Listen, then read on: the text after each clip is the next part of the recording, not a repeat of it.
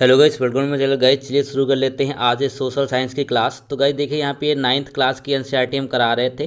ठीक है, तो इसमें जो यहाँ पर आज का चैप्टर रहने वाला है, ये रहेगा यहाँ पे फ्रांसीसी क्रांति। बेसिकली हिस्ट्री की है, प्रैक्टिस कर रहे हैं। तो ये देखिए, यहाँ सारा का सारा सिलेबस पे आधारित है, कुछ भी बाहर का नहीं है, आप जाकर चेक कर सकते हैं। तो गाइस देखिए, यहाँ पे कहता है कि 1774 ईस्वी में फ्रांस की राजगद्दी पर कौन आसीन हुआ था। जब 1774 में फ्रांस की गद्दी पर आसीन होने वाले कौन थे, वो थे लुई 16वें। याद रखेंगे। चलिए अगला क्वेश्चन देख लेते हैं। वीडियो पसंद है तो लाइक भी कर दीजिएगा। तो कुछ मिनट के लिए हम सीधे फ्रांस से जुड़ जाएंगे। तो कहता है यहाँ पर कि सीधे राज्य को अदा किए जाने वाले कर को क्या कहते हैं। ठीक है, तो सीधे राज्य को जो अदा किया जाता था उस कर को यहाँ पर टाइल कहा जाता था। याद रखेंगे, टाइल उस कर को कहा जाता था।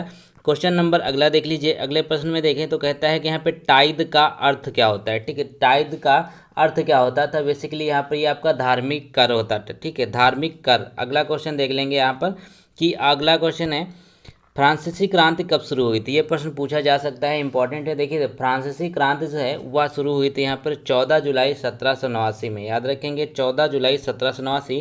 क्वेश्चन नंबर अगला है यहाँ पर कि चर्च में विशेष कार्यों को करने वाले व्यक्तियों के समूह को क्या कहा जाता है। अब जो चर्च था ना, वहाँ पर जो विशेष कार्य किए जाते थे उन समूहों को क्या बेसिकली कहा जाता है, तो वो हो जाएगा यहाँ पर पादरी वर्ग। ये तो सभी को पता होगा, आसान सा प्रश्न है। क्वेश्चन नंबर अगला देख लीजिए। अगले प्रश्न में देखिए तो कहता है कि फ्रांसीसी क्रांति किस शहर से बेसिकली शुरुआत हुई थी। अब जो फ्रांसीसी क्रांति है उसकी शुरुआत हुई थी वह कौन सा शहर था, तो ये हो जाएगा यहाँ पेरिस। याद रखेंगे, पेरिस इसका राइट आंसर है। क्वेश्चन नंबर अगला है कि मार्सिले क्या है। अब मार्सिले बेसिकली यहाँ पे है क्या। ठीक है, तो देखिए ये हो जाएगा यहाँ पे फ्रांस का राष्ट्रीय गीत। ठीक है, जो फ्रांस का राष्ट्रीय गीत था उसको मार्सिले के नाम से भी जानते हैं। क्वेश्चन नंबर अगला हो जाएगा आपका कि नेपोलियन बोनापार्ट कौन था। अब नेपोलियन बोनापार्ट कौन है ये देख लीजिए। तो सभी को पता होना चाहिए कि ये फ्रांस का सम्राट था। कौन था, फ्रांस का सम्राट नेपोलियन बोनापार्ट के नाम से जाने जाते हैं। क्वेश्चन नंबर अगला है यहाँ पर कि आतंक का राज किसने स्थापित किया था। अब जब फ्रांस की क्रांति हुई थी तो उसमें आतंक का राज स्थापित करने वाले जो व्यक्ति थे वो थे रोबे स्पेयर। कौन थे, रोबे स्पेयर। क्वेश्चन नंबर अगला है कि ओलंप दे गुज कौन थी। ओलंप दे गुज जो है वो कौन थी, तो 11 का राइट आंसर क्या हो जाएगा, वो हो जाएगा यहाँ पर एक क्रांतिकारी महिला हुआ करती थी जिनका नाम था ओलंप दे गुज। ठीक है, तो दोस्तों पुराने वीडियोज की भी प्रैक्टिस करते रहिएगा। ये मत समझिएगा कि यहाँ पर ये आएगा नहीं। ठीक है, 10th लेवल में आपको सारा का सारा इसमें दिया हुआ सोशल साइंस में वही आपके एग्जाम में भी आएगा और हार्ड पेपर भी यहाँ पर नहीं आएगा। फिलहाल फॉर्म को देखते हुए तो लग रहा है कि पेपर हार्ड आने वाला है क्योंकि फॉर्म बहुत ज़्यादा पड़ चुके हैं इसमें। क्वेश्चन नंबर अगला है यहाँ पर 12 में कि फ्रांसीसी कॉलोनियाँ जो बसाई गई थी उसमें दासता को कब समाप्त किया गया था। एक फ्रांसीसी कॉलोनी में 1848 में क्या कर दिया गया, वहाँ पर दासता को भी समाप्त कर दिया गया। क्वेश्चन नंबर अगला है कि फ्रांस की राजधानी कौन सी है, तो सभी को पता है, ये तो हो जाएगी यहाँ पर आपकी पेरिस। ठीक है, चलिए क्वेश्चन नंबर अगला है कि 1789 में फ्रांस में क्रांतिकारी किसके शासनकाल में हुई थी। अब ये क्वेश्चन पूछा जाता है बार बार आपके एग्जाम में, तो ये हो जाएगा यहाँ पर लुई 16वें। ठीक है, कौन हो जाएंगे, लुई 16वें जो थे, इनके शासन में फ्रांस की क्रांति जो हुई थी। क्वेश्चन नंबर अगला है कि टाउन हॉल के सामने कितने लोग इकट्ठे हुए थे जिन्होंने जल सेना के गठन करने का निर्णय लिया था। अब टाउन हॉल जो है उसके सामने यहाँ पर जो इकट्ठे होने वाले लोगों की संख्या थी वो थी 7000। याद रखेंगे, 7000 इसकी संख्या थी। प्रश्न संख्या अगला देख लीजिए। तो कहा गया कि मेनर क्या था। उस समय जो मेनर हुआ करते थे वो बेसिकली था क्या, वो था यहाँ पे एक स्टेट। याद रखेंगे, वो स्टेट हुआ करता था। क्वेश्चन नंबर अगला है कि फ्रांस में द्वितीय स्टेट के अमीर वर्ग को क्या कहा जाता था। अब यहाँ आप समझ रहे हैं कि फ्रांस का यहाँ पे सब कुछ क्यों आ रहा है, क्योंकि देखिए यहाँ हम जो प्रैक्टिस कर रहे हैं ना, इसका चैप्टर का नाम ही यहाँ पर फ्रांसीसी क्रांति। तो ये हो जाएगा इसका राइट आंसर यहाँ पर आपका कुलीन वर्ग। कुलीन वर्ग से रिलेटेड है। क्वेश्चन नंबर अगले देख लेते हैं, अगला चैप्टर देख लेते हैं। गैस प्रश्न संख्या अगले की बात कर लेते हैं। तो देखिए यहाँ पर अगला जो चैप्टर है यहाँ पर वह है वन्य समाज एवं उपनिवेशक। ठीक है, तो अब कहता है यहाँ पे इंपीरियल फॉरेस्ट इंस्टीट्यूट जो है वो कहाँ पर सबसे पहले स्थापित किया गया था, तो इसका राइट आंसर क्या हो जाएगा, ये देहरादून। ये भारत में ही स्थित है, इसको याद रखेंगे। क्वेश्चन नंबर अगला है यहाँ पर कि एक मील लंबी रेल लाइन बिछाने में कितने स्लीपरों की आवश्यकता पड़ती थी। उस समय की बात कर रहे हैं, पुराने ज़माने की। तो इसका राइट आंसर बेसिकली क्या हो जाएगा, काम का है नहीं लेकिन यहाँ पे देख लीजिए, तो ये हो जाएगा 1760 से लेकर के 2000 स्लीपर के बीच में इसकी आवश्यकता पड़ती थी। क्वेश्चन नंबर अगला है कि भारत का प्रथम जो वन महानिदेशक था वो कौन बनाए गए थे। जो भारत, ये इंपॉर्टेंट है। ठीक है, तो यहाँ पे जो भारत के प्रथम वन महानिदेशक थे वो बनाए गए थे डायचिस बैंडिस। कौन थे, डायचिस बैंडिस। क्वेश्चन नंबर अगला है यहाँ पर कि इम्पीरियल फॉरेस्ट रिसर्च इंस्टीट्यूट जो है उसकी स्थापना कब करी गई थी। अब जो फॉरेस्ट रिसर्च इंस्टीट्यूट है इसकी स्थापना करी गई थी 1906 में। कब करी गई थी? 1906 में। ये प्रश्न बन सकता है। क्वेश्चन नंबर अगला है यहाँ पर कि बस्तर कहाँ पड़ता है। तो बस्तर जो है वो कहाँ पड़ता है, तो सभी को पता होना चाहिए कि यहाँ इसका कमेंट में आप लोग आंसर जरूर बताइए कि बस्तर जो है वो कहाँ पर पड़ता है। चलिए मैं इसका क्वेश्चन नहीं बताऊंगा, आप लोग बताइएगा जरूर। क्वेश्चन नंबर अगला है कि सन 1600 में भारत की भूमि का कितना भाग कृषि के अधीन था। अब 1600 की बात कर रहे हैं कि उस समय कितना भाग जो था वो भारत की कृषि के अधीन था, यानी कि कितने लोग वहाँ पे उस समय खेती करते थे। तो टोटल हो जाएगा जो भारत की भूमि है उसका 1/6 भाग ना उस समय कृषि के अधीन हुआ करता था। क्वेश्चन नंबर अगला है कि स्लीपर कहाँ लगते हैं। अब जो स्लीपर होते हैं वह कहाँ पे लगते हैं, तो सभी को पता है कि जो रेल की पटरी होती है उसी के ऊपर यहाँ पे जो स्लीपर वो लगाए जाते हैं। चलिए क्वेश्चन नंबर यहाँ पे इसका आंसर क्या हो जाएगा, रेल की पटरी पर। क्वेश्चन नंबर अगला है यहाँ पर कि वनों के लुप्त होने की प्रक्रिया को क्या कहते हैं। अब जब वनों की लुप्त होने की प्रक्रिया है उसको क्या कहा जाता है, ठीक है, तो वो हो जाएगी यहाँ पर आपका वन विनाश। ठीक है, वनों की जो लुप्त होने की प्रक्रिया है उसको वन विनाश के नाम से जानते हैं। क्वेश्चन नंबर अगला हो जाएगा यहाँ पर कि जंगल एवं जमीन को साफ कर स्थान बदल बदल कर की जाने वाली खेती को क्या कहते हैं। ये खेती बहुत बार एग्जाम में पूछी गई है तो इसको याद रखेंगे। ठीक, तो इसका राइट आंसर क्या हो जाएगा, वो हो जाएगा झूम या फिर घुमंतु खेती। झूम या घुमंतु खेती का मतलब क्या होता है, मान लीजिए एक किसी बड़े पैमाने की यहाँ पर जो खेती है इस पे यहाँ पर जला दिया गया जो यहाँ पर जो वन वगैरह है और उसके बाद यहाँ पे खेती कर दी जाती थी। ठीक है, अब उसके बाद यहाँ पे इसको छोड़ करके फिर दूसरी जगह पे जा करके यहाँ पर जला करके उसमें खेती करी जाती थी। क्वेश्चन नंबर अगला है कि सीधी पंक्ति में एक ही तरह के पेड़ लगाकर इस क्षेत्र को क्या नाम दिया गया है। ठीक है, सीधी पंक्ति में अगर एक ही तरह के पेड़ लगाए जाते हैं तो उस यहाँ क्षेत्र को क्या नाम दिया जाता था, तो वो हो जाएगा यहाँ पर बागान। ठीक है, बागान जो होते हैं वो सीधी पंक्ति में लगाए जाते हैं, सभी को पता है। क्वेश्चन नंबर यहाँ पे अगला देख लेंगे तो यहाँ पे कहा गया कि किस अंग्रेज अफसर ने 400 बाघों को मारा था। अब 400 बाघों को उन्होंने मार दिया था, ये कौन से अंग्रेज अफसर थे ये देख लीजिए। तो ये हो जाएगा यहाँ पर इसका राइट आंसर, वो है आपका जॉर्ज ज़्यूले। जॉर्ज ज़्यूले ने क्या किया था, 400 बाघों को अकेले मारा था अपना औदा दिखाने के लिए। ठीक है, इसी का कारण है कि यहाँ पर वन्य जीव जो संपदा है वो खतरे में आ चुकी है। क्वेश्चन नंबर अगले देख लेते हैं, तो चलिए देख लेते हैं। तो यहाँ पे कहता है कि वह स्थिति कौन सी होती है जब कीमतें बेहिसाब बढ़ जाती हैं। तो चलिए इसको देख लेते हैं। तो इसका राइट आंसर क्या हो जाएगा, उसको कहा जाता है यहाँ पर अति मुद्रास्फीति। अब यहाँ पे बात कर लेते हैं अगले चैप्टर की, जो बहुत ही इंटरेस्टिंग चैप्टर होने वाला है आपके लिए, क्योंकि इसमें पढ़ने में आपको अच्छा भी लगेगा और मज़ा भी आएगा। वो चैप्टर रहेगा यहाँ पर नाज़ीवाद और हिटलर का, यहाँ पर जो यहाँ पे जो हिटलर का समय था ना उस समय का ये चैप्टर यहाँ पे दिया हुआ है, उसी को हम यहाँ पे करने वाले हैं, नाज़ीवाद और हिटलर का उदय। ठीक है, तो चलिए देख लेते हैं। तो गाइस यहाँ पे सबसे पहले अगर बात कर लेते हैं हिटलर के समय में किसी समुदाय को दूसरे समुदाय से अलग रखना, इसको क्या कहते हैं, इसको कहा जाता है घेटो। ये एक टर्म है, याद रखेंगे, इसको घेटो कहा जाता है। क्वेश्चन नंबर अगला है कि नार्डिक जर्मन कहाँ के रहने वाले थे। अब जो नार्डिक जर्मन है ना बेसिकली वो कहाँ के रहने वाले थे, तो वो रहने वाले थे बेसिकली यहाँ पे जर्मन के ही। ठीक है, जर्मन के ही, इसके नाम से ही कंफर्म हो रहा है आपका, वो जर्मन के रहने वाले हैं। प्रश्न है कि धुरी शक्तियाँ किन देशों को कहा गया। अब जो धुरी शक्तियाँ हैं वो किन देशों को कहा जाता था, तो इसका राइट आंसर क्या हो जाएगा, वो हो जाएगी जर्मनी, जापान और इटली। ठीक है, जर्मनी और जापान और इटली ये धुरी शक्तियों के नाम से भी जानी जाती हैं। प्रश्न संख्या अगला देख लीजिए। तो कहा गया कि मित्र राष्ट्र में कौन कौन से देश थे।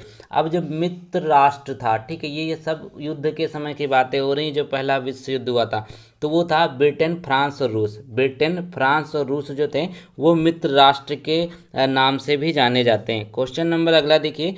तो कहा गया कि इसमें पहला प्रश्न कि हिटलर कौन था। बेसिकली जो हिटलर है वो था कौन। ठीक है, तो यहाँ पे देखिए पिछली बार मैंने बताया कि हिटलर कहाँ का रहने वाला था, तो बेसिकली ये ऑस्ट्रिया का रहने वाला था। ठीक है, ऑस्ट्रिया का, जर्मनी का नहीं था, ऑस्ट्रिया का रहने वाला था।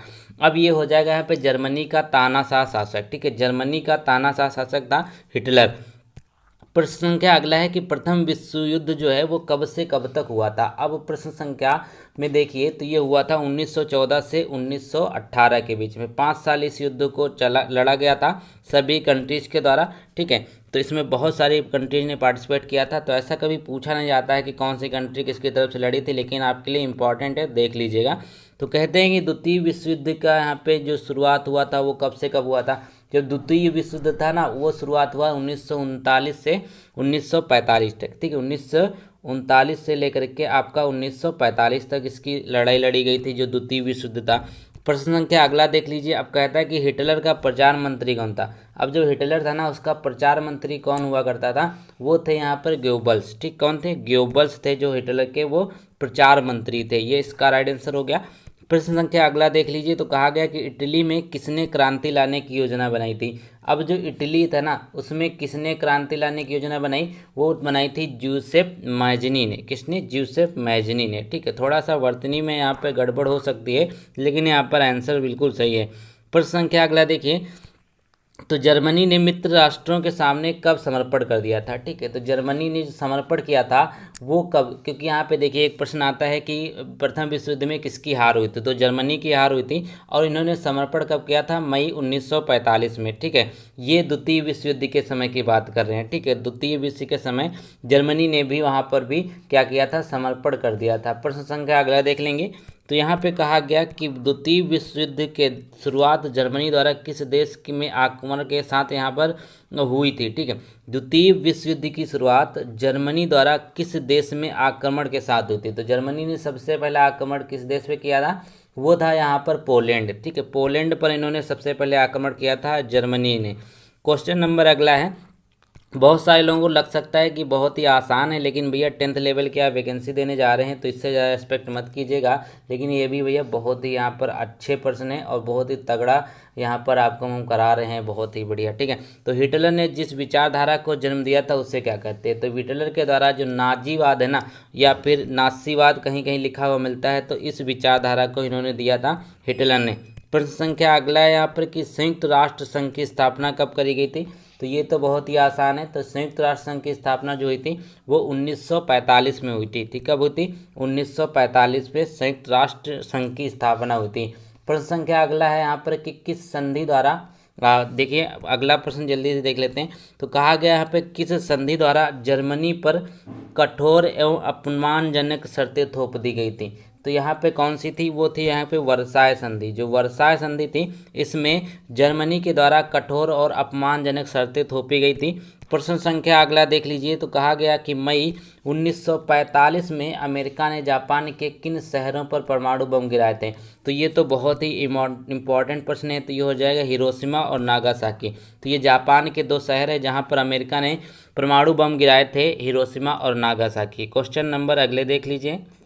अब अगला जो चैप्टर है ये भी बहुत महत्वपूर्ण है, क्योंकि इसका नाम ही है यहाँ पे यूरोप में समाजवाद एवं रूसी क्रांति, ठीक है। तो रूसी क्रांति को भी इसी में निपटा देते हैं। तो बहुत ही बढ़िया यहाँ पे क्लास चल रही है, आप लोग वीडियो को लाइक भी कर रहे होंगे। तो चलिए देख लेते हैं। तो बोलता है कि किसके नेतृत्व में मजदूरों का जुलूस विंटर पैलेस पहुँचा था।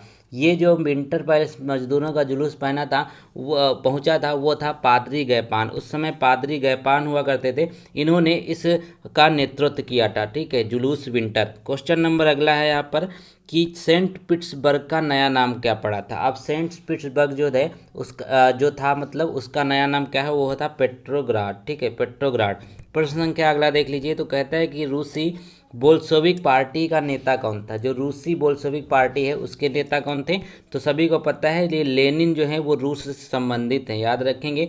लेनिन बहुत ही इंपॉर्टेंट व्यक्ति हैं, आपको परेशान करते रहेंगे क्वेश्चन के माध्यम से।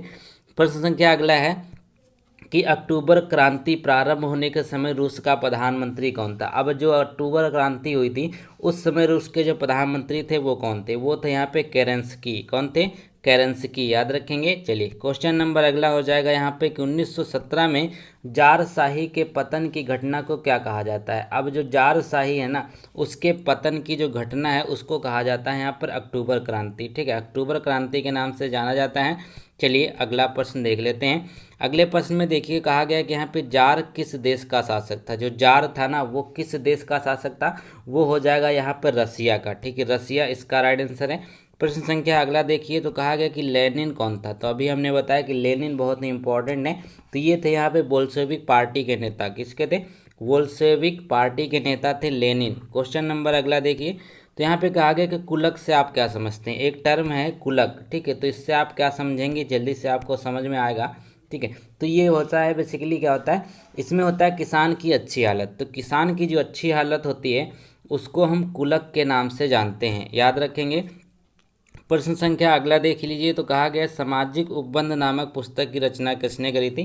तो सामाजिक उपबंध नामक जो पुस्तक की रचना करी गई वह करी गई यहाँ पर रूसो के द्वारा। किसके द्वारा, रूसो के द्वारा। प्रश्न संख्या अगला देखिए, यहाँ पे कहता है कि रूस में कोल खोज क्या था। ठीक है, रूस में जो कोल खोज था वो क्या है बेसिकली, तो वो हो जाएगा यहाँ पर सामूहिक खेती। जो सामूहिक खेती थी ना वो रूस में उसको कोल खोज के नाम से जानते हैं। प्रश्न संख्या अगला है यहाँ पर 1929 में किसने रूस में सामूहिकरण कार्यक्रम शुरू किया था। ठीक है, तो सामूहिकरण कार्यक्रम जो शुरू किया गया था 1929 में वह किसने शुरू किया था। बेसिकली इसको शुरू किया था यहाँ पे स्टालिन ने।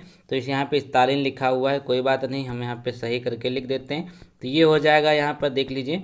अगला प्रश्न देखिए, कहता है कि लेनिन के बाद रूसी कम्युनिस्ट पार्टी का नेतृत्व किसने किया था। जो लेनिन थे ना इसके बाद उन्होंने क्या किया था, जो रूसी कम्युनिस्ट पार्टी का नेतृत्व किसने किया था, लेनिन के बाद किया था स्टालिन ने। ठीक है, क्वेश्चन नंबर अगला है कि सोवियत संघ का विघटन कब हो गया था। सोवियत संघ जो है उसका विघटन कब हो गया था, वो हुआ था 1991 में, याद रखेंगे। 1991 में क्या हुआ था, सोवियत संघ का विघटन हो गया था।